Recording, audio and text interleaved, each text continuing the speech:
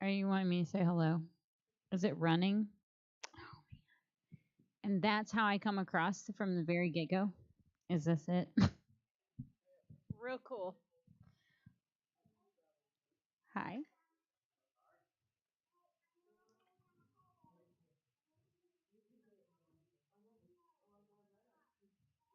Oh man, Jonas is. Hey, babe. Hi. Good to see you.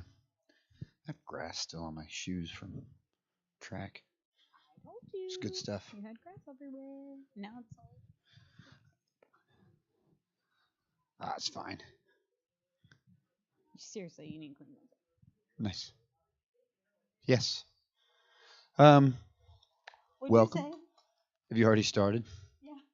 Yeah. I just didn't. I don't like doing the introduction, so I'm like, hey, are we rolling and so on? So Okay, passionate and cool. ready. Okay. Yeah. So talking cheap. It's good stuff. I'm appreciating the rain. I am as well. We're still in drought, though. Oh yeah, for sure. Exceptional drought. Exceptional. Yeah, that's what it says. Okay, I didn't know what the word you just said. Yeah. Is exceptionally bad. Severe, exceptional. So we're not severe. No, I think exceptional is more than severe. I would think. I don't know. Anyway, speaking of drought, hardship, we finished the Babylonian prophets. I did. No, you're fine. We're just talking We're into the working through it. microphone. Nobody on there can hear anything you're saying. So since he already pushed play, we've just been talking to whoever might listen to this years down the road. So you're fine. Keep That's going. good stuff. Finished the Babylonian prophets last week with the prophet Joel. Not the spirit falling whole conversation. That was definitely in there. But what do we use as the image of the prophet Joel? The locust. The locusts. Which is not as fun as the spirit falling. No. It's Do I need to pull up images of the locust plagues again? No, I don't want to see those again. 2020 Disgusting. Africa dealing with locust plague. Kind of crazy. Disgusting. Yeah, it's good stuff. So now we're in. It's not good stuff. It's terrible stuff. The book of Joel was good stuff. Great information. You're right. It was really good. Now we're going to jump into the book of Ezekiel. It's going to take us a turn. Right? You're doing the dry bones? Yeah. Speaking of that, there's so much imagery in Ezekiel. Yeah. Hard book to read.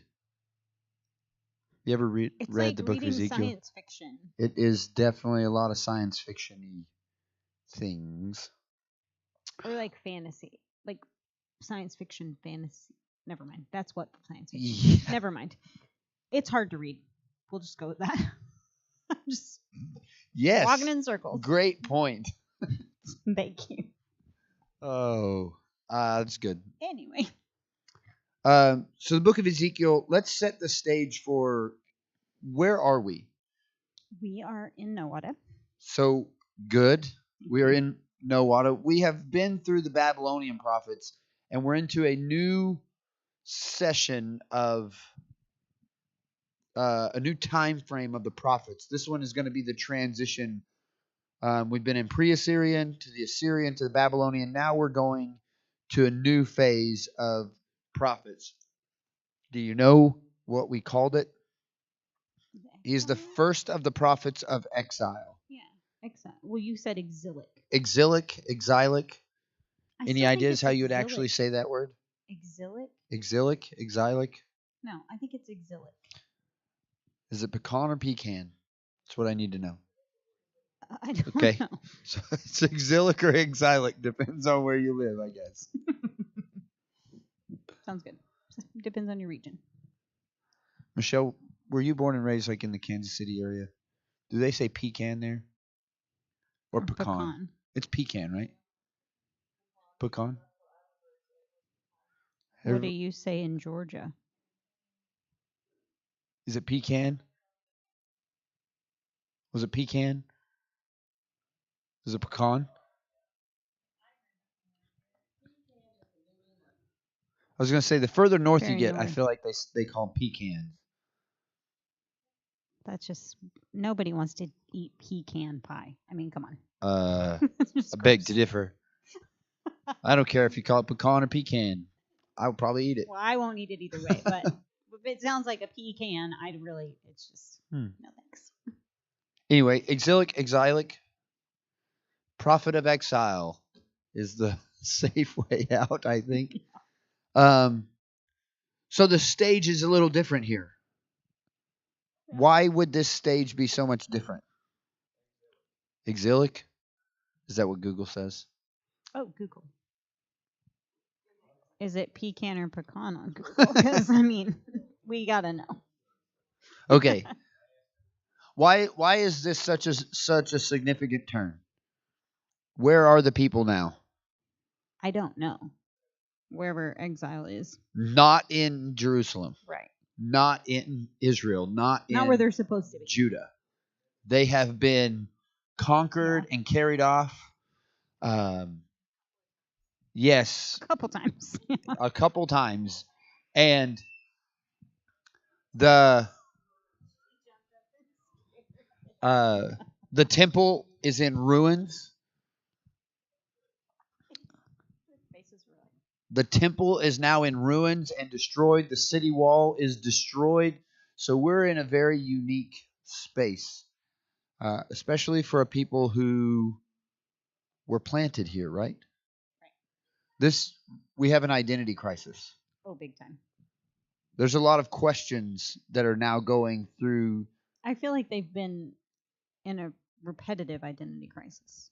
But this one is really significant because in the culture, in ancient culture, there had a god, and those gods, we talked about this. The story was at Naaman, who had to go bathe in the river, and he asked for dirt. Mm-hmm. Why was that such a big deal when we talked about it?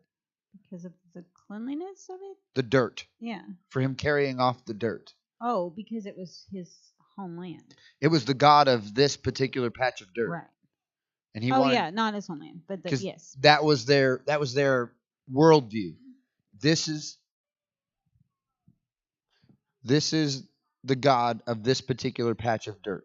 That's right. Yeah, I know. Mom, will you grab me a 9-volt battery? So now the people of God have been told over and over again that God is their God and he leads them through the wilderness, but then they build him a house, which is the only place they can go to get to the presence of God, right? Right. So the presence of God has been where for the last 1,800 years? Call it a tabernacle? The tabernacle or the temple in Jerusalem. Mm-hmm. That's where they have gone to interact with the presence of God. You play baseball. Thanks for that. Really appreciate that. I took batting practice today for just a minute. I was not as good as I used to be. You're not 19 anymore? That's weird. It's been 20 years since I hit a baseball. That's not You can true. tell. Oh, yeah. well, he's been playing men's softball. Totally not different. the same, Billy. Not the same. Yeah, probably.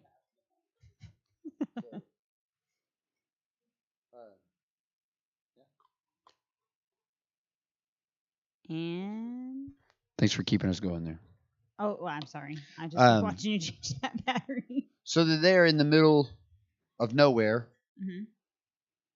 and they don't have access to the temple anymore. Right. So they're struggling with, is God real? Did he lie? Did he make things up? Does he still care about us? Does it matter? No, I guess not. Would it matter for you? I'm just asking a question. Not very long. This is like the very beginning. That they've been away from their temple? The temple is destroyed, and the city is destroyed. But I thought they've been carried off anyway. They're being carried off. Yeah. So, I but don't feel like you're answering my question.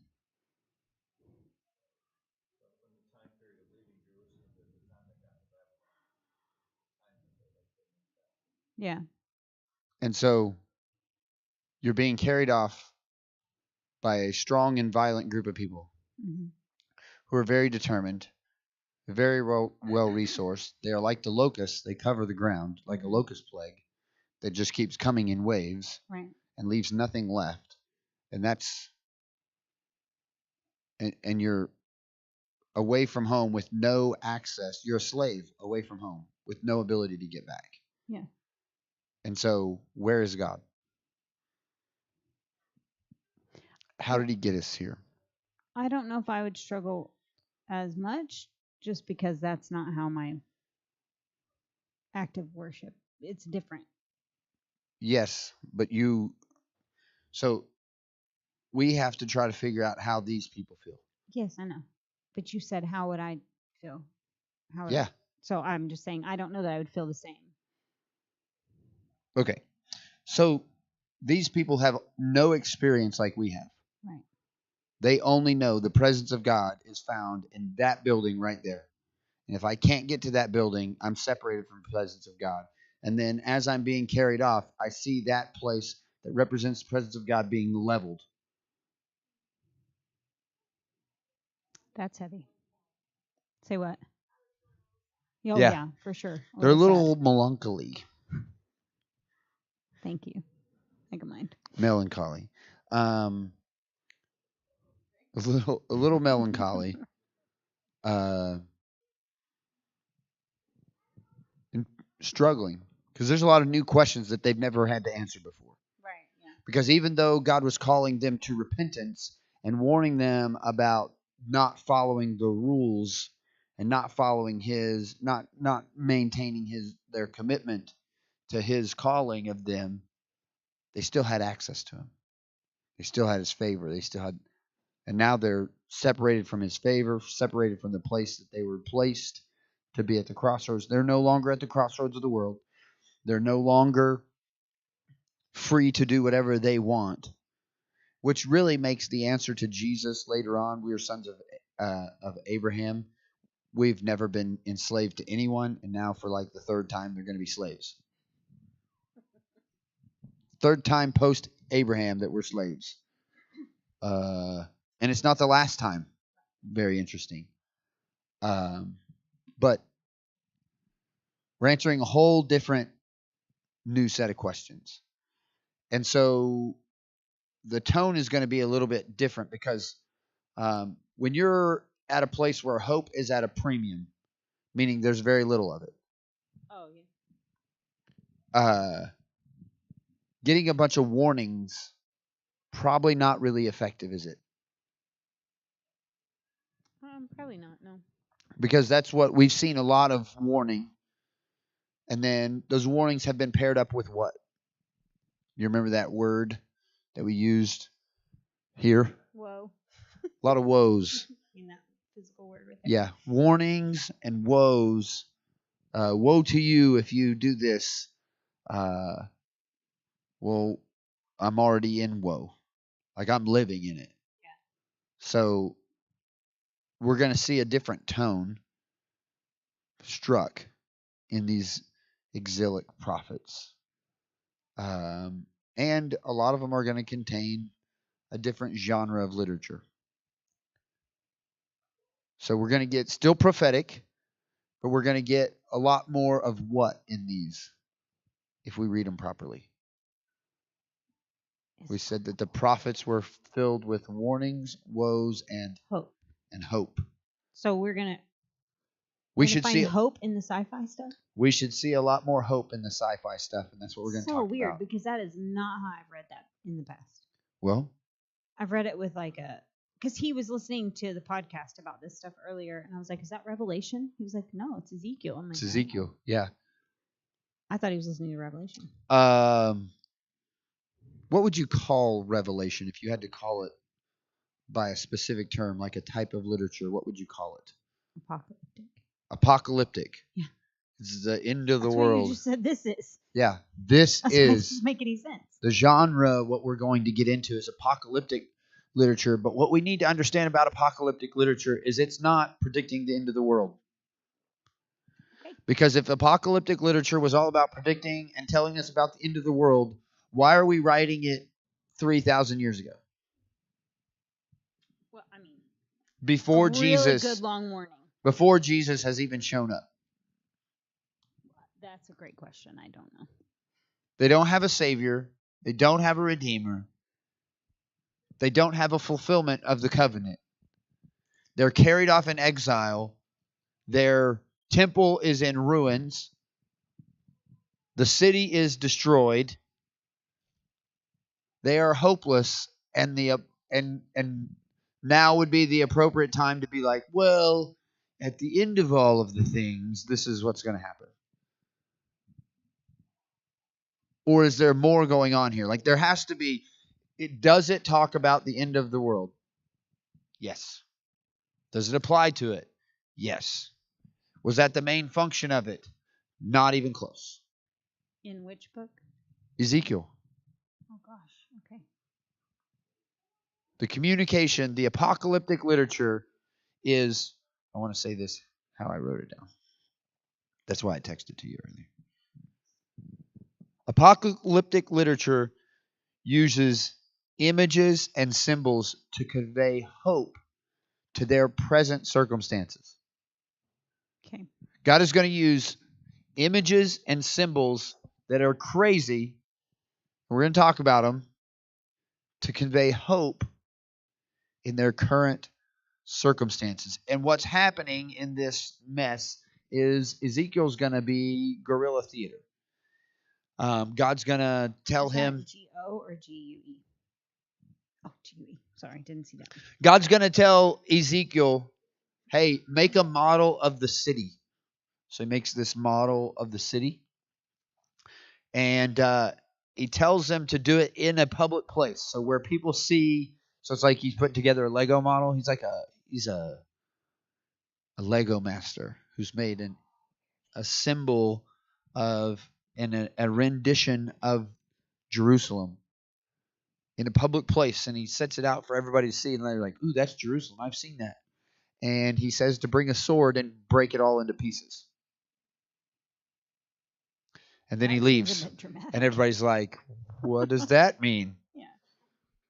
Well, good luck. It's like I went on a missions trip to Ukraine, and we put on a youth camp. We got done with the youth camp. We had a few days to see the city, and we bought these really expensive tickets to the opera. By really expensive, everybody's like, oh, it's really expensive. We got to sit in the second row because it was like $12.50 a ticket in US dollars. But anyway, so we didn't understand a single thing about what was going on. Okay, but that's typical with any opera you're going to go to. Yeah, but it was a Russian opera in beautiful opera house in Odessa, Ukraine, and didn't understand a single thing. But you kind of watch everything that's going on, and then you get to discuss like the symbolism and what you saw. Okay, this is kind of Ezekiel's style. He was really a thespian. He would come and have this show for everybody to see. This is what God said, and he'd act it out, and then he'd leave, and people would be like, what is happening? What a weirdo. Yeah. That's what I would have thought. Well, and like at one point, God makes this call to Ezekiel. Terrible, terrible, terrible, terrible thing. And he's like, I got it. Here's what you're going to do. You're going to cook your dung. You're going to cook your food over human excrement, human dung. That's what you're. And he's like, okay, I know I'm a prophet. I know I'm called to do, but can it at least be animal dung? What's the difference? I mean, disgusting. So anyway, he ends up cooking his food over animal dung. Like that's what he used for. Yeah. Yeah, a little extra seasoning in there. No. That's his call. But all of these things that we read that Ezekiel's called to do, he does in very public places for the people who are there to see. And it is a very meaningful thing. And so speaking of these images, this apocalyptic, let's look at these interesting images. You got chapter 1? Yeah, what about it? What? Read it. Let's go. Sorry. See Now what we it came think. to pass in the 30th year, in the 4th month, on the 5th day of the month, as I was among the captives by the river Shabar. Which 30th year? I don't know. Of exile? I'm going to say it's of Ezekiel's life. He was 30 years, 4 months, and 5 days old. Okay. As I was among the captives by the river Shabar, that the heavens were opened, and I saw visions of God. On the 5th day of the month, which was in the 5th year of King Jehoiakim. captivity, the word of the Lord came expressly to Ezekiel the priest, the son of Buzai. in the land of the Chaldeans by the river Shabar, and the hand of the Lord was upon him there. Well, he is really just talking about himself, isn't he? Well, I got to introduce myself. You don't have to. And along came Elijah. He was a Tishbite of Tishbe. Right. He was monologuing. Yes. You caught me monologuing. Then I looked, and behold, a whirlwind was coming out of the north, a great cloud with raging fire engulfing itself, and brightness was all around it, and radiating out of its midst, like the color of amber, out of the midst of the fire. Also from within it came the likeness of 4 living creatures, and this was their appearance. They had the likeness of a man. Each one had 4 faces, and each one had 4 wings. So how many people have 4 faces? I know a couple people with 2. Just kidding. Interesting. It was a 2-faced joke. Don't know if I want you to elaborate or not. Anyway, we will, for the sake of,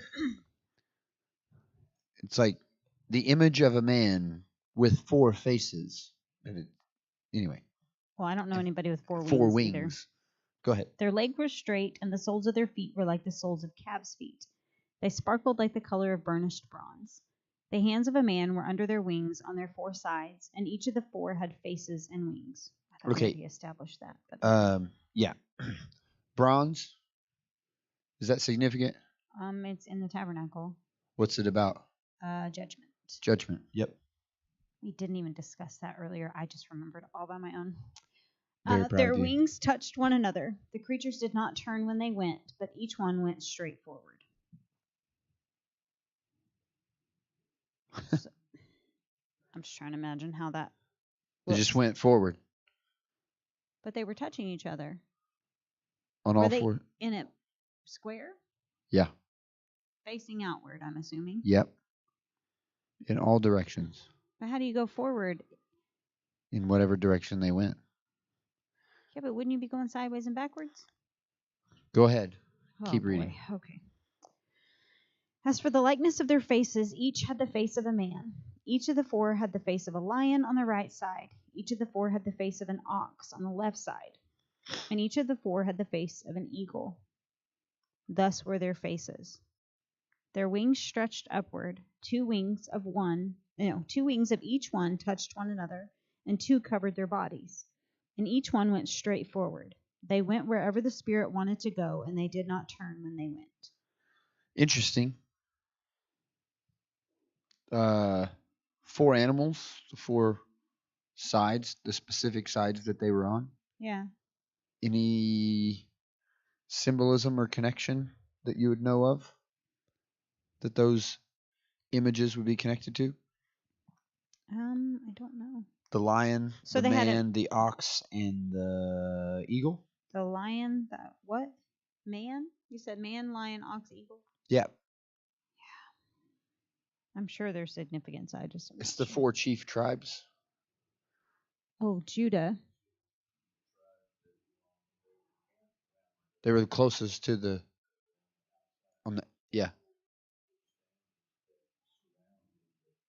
standards that they carried, the banners that they carried, the lion of the tribe of Judah, Dan was the man, right? Yeah. There's an ox and an eagle, and I'm drawing a blank right now. Anyway, that how they were camped around in the wilderness matched this symbolism of the direction that they went. So them hearing this is all very familiar. To me, this just sounds creepy, but to them, it's this is, and which is why this is a Hebrew book written oh my to gosh, I know Hebrew I got people it. at a specific time and place in history. Yeah. That still speaks to us now. But if we would understand, I just have to have interpreters. Interpreters. You know what? Whatever. So keep going. Got a lot I'm to tired. go through here. As for the likeness of the living creatures, their appearance was like burning coals of fire, like the appearance of torches going back and forth among the living creatures. The fire was bright, and out of the fire went lightning, and the living creatures ran back and forth in appearance like a flash of lightning. So I do want to touch on this. This is kind of interesting because these two particular symbols that you just read, Fire and lightning? yeah, the torches, Uh-huh. there was somewhere, when I think of a torch, there's a specific place in Scripture that I immediately get connected to. The burning torch and the or lantern and the furnace. Okay, that's not what makes that connection for me. It's like what's right after that, because it says going back and forth among the living creatures. Yeah. So that imagery to me takes me back to when Abraham, the blood path covenant, when God was making the covenant with himself. Yeah. Because he passed back and forth. Yeah. And there were the two images. Yeah. The furnace and the torch. Right. Anyway. So to them, that would obviously be significant. So that would be significant because those two things represent what? What? The Holy Spirit? God? The presence of God. Presence of God, yeah. Okay. And then what do we see the image at the wedding ceremony? What happens? There's a thick darkness and fire consumes the mountain. Mount Sinai, yeah. And God speaks with rolls of thunder and flashes of lightning coming from the mountain, from his presence. So like we're seeing all the images that we've seen in the Old Testament until now that have been representative of where is the presence of God are right here. Yeah. This is a clear indication of we're talking about the presence of God. Yeah. Well, especially to them. Because to me, it's just creepy if I don't. Yes, this is why we've read from the back to where we are now and had the conversations we've had. Anyway. So verse 15, now as I looked at the living creatures, behold, a wheel was on the earth beside each living creature with its four faces. The appearance of the wheels and their workings was like the color of beryl. Does your version have something else? It says beryl. Okay.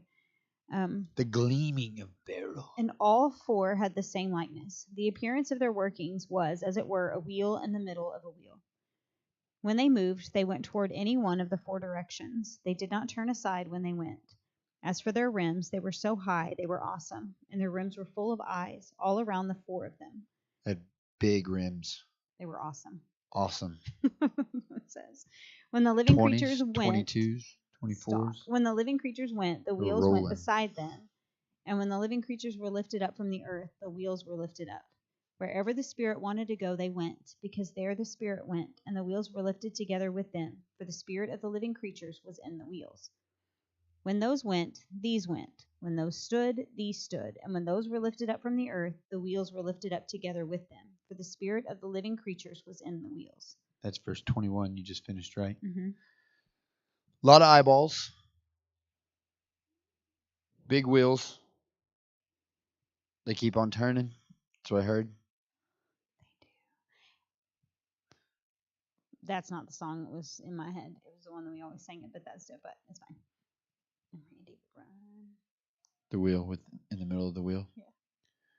It's interesting too because the way they talk about the wheel in the middle of the wheel, a lot of people, they have like the little wheel that turns the big wheel, and that's fine, except for if this is the wheel, how we're talking about it, it has to be upright instead of laying on its side.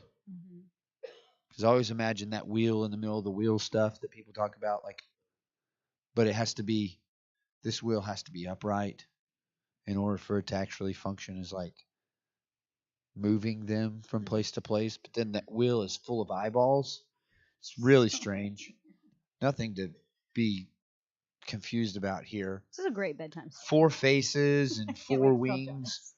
But there's really 16 wings because every creature, there's 4 of them. And they all have 4 wings. So there's 16 wings and 4 faces on each one. And they all have wheels. And whatever direction they go, they go. Don't turn. So no steering wheel, just a wheel. So weird. You say sounds like aliens. Sounds like what? Aliens. Alien. Sure. It's a UFO, unidentified. Well, they did fly because when they're when the creature rose, the wheel rose because the spirit of the creature was in the wheel. Huh. So verse 26, and above the firmament over their heads was a likeness of a throne, in appearance like a sapphire stone.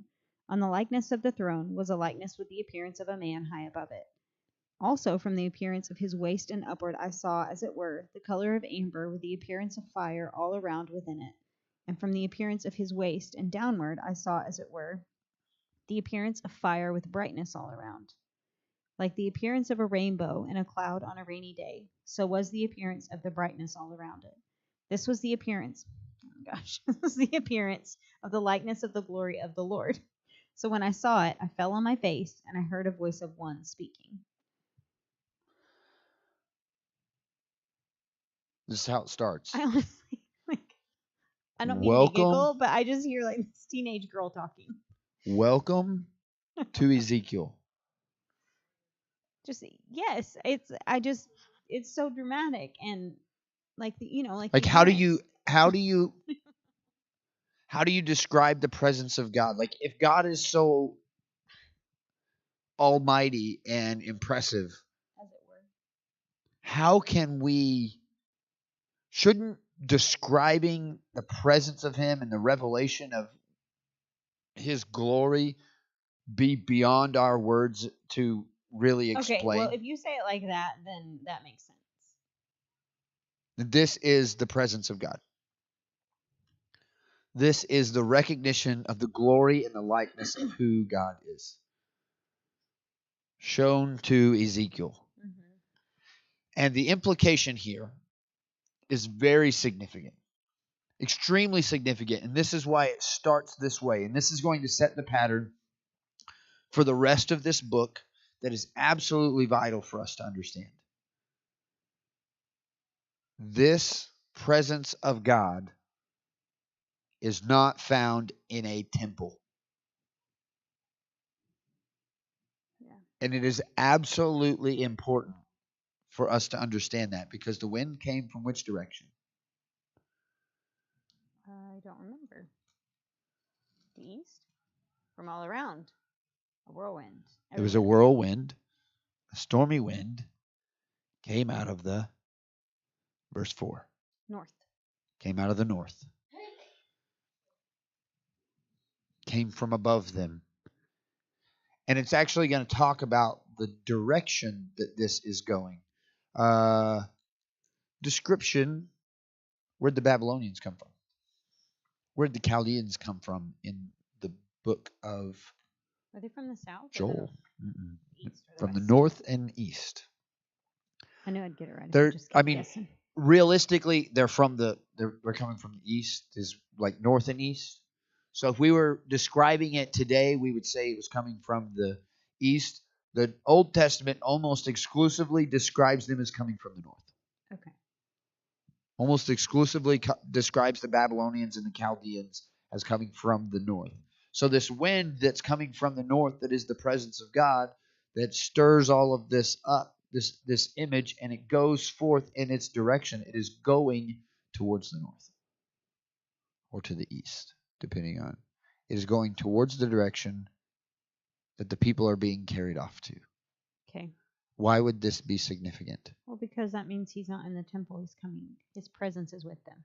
It means that at the time when the people are being enslaved and carried off, that God is trying to give them hope and an understanding that his presence is with them, not just stuck in some place that it's always been. Yeah. And as they moved, the presence of God lifted like the cloud in the wilderness and moved with them. And when they stopped and rested, the presence of God rested with them. And it is this communication that would stir up hope to strengthen their resolve to remain faithful.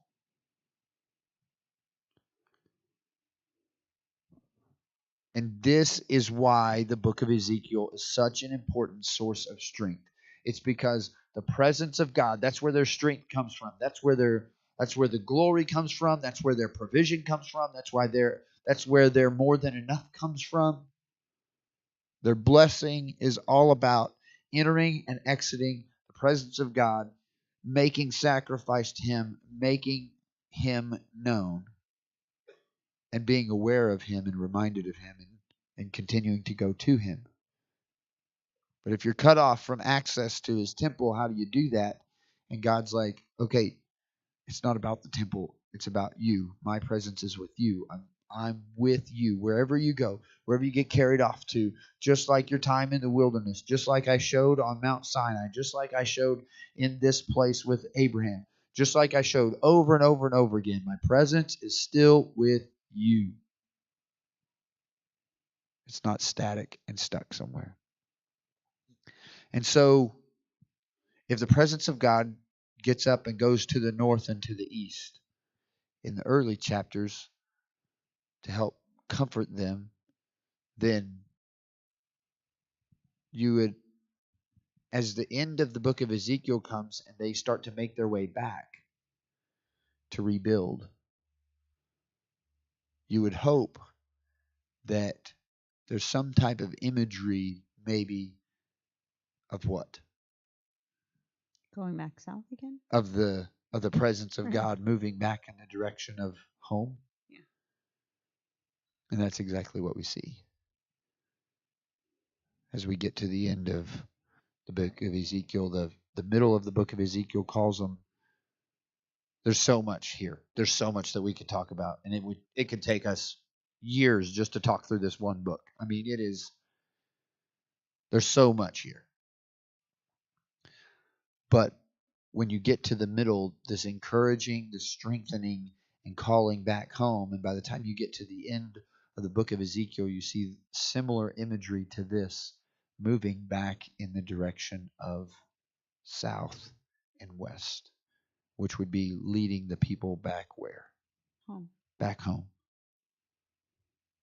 To strengthen those people, to encourage those people, for them to understand that the presence of God is with them. And this apocalyptic literature that we're really going to deal with in the book of Zechariah, but is also going to come up in the book of Daniel. But we're really, really going to talk about it in the book of Zechariah. There's like 4 or 5 books in the Old Testament that are really true apocalyptic literature, and Ezekiel is a very big key and one of them. But this image, this apocalyptic literature, is about symbols and images of what's happening today in their time, so that they can be strengthened and encouraged to remain, to see the end, to see it all the way to the end. And as you get closer to the end of the book of Ezekiel, it's the presence of God coming back home. So let's talk about a few of the images in this particular presence of God that are kind of unique. 4 faces pointed in 4 directions. Bunch of eyeballs. So what could be the symbolism that we might see in 4 faces for every creature looking in every direction? There's nothing that God doesn't see. Okay. Well, yeah, I thought you might have been looking for something less obvious. No. Okay. I'm going to go with that answer. And then a bunch of eyeballs. Also, something about seeing. Also about seeing. What else do we get? We got the burning torches. We talked about that. Wheels is all about Movement. Movement. It's all about movement. It's not like he saw a bunch of stone. Right. Build an altar, and you can come back to this altar because this is the place to find God. That was the old way. Right. And God's like, you're in exile and you've been carried off. Take me with you. Yeah. Know that I'm with you. I move just like you move. I don't wander one way and you have to chase me back down. If you get up and move, I go in same straight direction you do. Like over and over again. When the wheel moved and they went in a direction, they went straight in that direction. It's not like God intended for this direction to go and you ended up going a different direction and God had to correct course to get back with you, or you had to correct course to get back with God. Wherever you go, right or wrong, God moves straight right there with you. There's some pretty important imagery in comforting imagery. And it's a why lot more comforting now that I know what it is as opposed to some creepy monster. Yeah, which is why it is all about hopefulness. Yeah. For this group of people. Makes sense. It must be full of hope so that this being carried off and this hardship doesn't destroy it. This pain and suffering can't be the end. And it's why in this particular, we're going to read, on Sundays, we're starting to go through the book of Job. The book of Job, we're going to read in this time period. This exilic time period. As part of it. So, there's so much more we can talk about. We're going to have some time for discussion. But the main focus of what we want to hear and understand about the images and the imagery of this apocalyptic literature in the book of Ezekiel is the hopefulness that is found in the presence of God that travels with his people. And not just, so it can be a source of strength and not just and that's all a whole bunch of weird stuff. So I'm out. So we're going to talk about it. Thanks for joining us. And that's it.